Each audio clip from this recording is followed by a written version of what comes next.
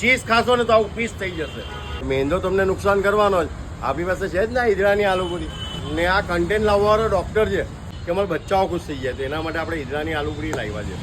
ભાવે નહીં ને તો પૈસા હું તમને ચૂકવીશ એના. આપણો એવું છે કે ઈદરા આપણી પાસે એકદમ લાઈવ છે, જે તમે એકદમ ઉતરતા ખાવા મળશે ગરમ ગરમ. એમ એક પ્લેટમાં કેટલી પૂરી આવશે?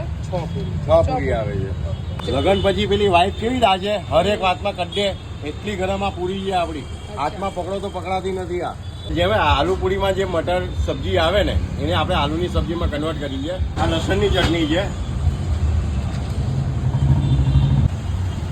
આ ગ્રીન ઓનિયનની ચટણી છે. ઓનિયનનો ફ્લેવર જે ખાવસાની અંદર બેસાડે છે ને ઓકે, એ બી અમે આલુ પૂરીમાં કન્વર્ટ આપ્યો છે.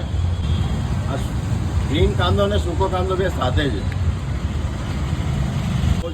અને કંચી પણ જે કહે ને તે બહુ હટકે છે.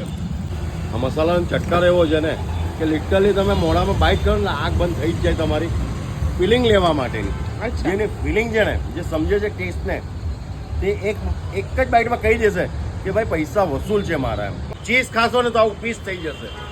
જો આવું પીસ નથી કરવું ને તો ચીઝ નહીં ખાતા બે હાથ જોડું છું.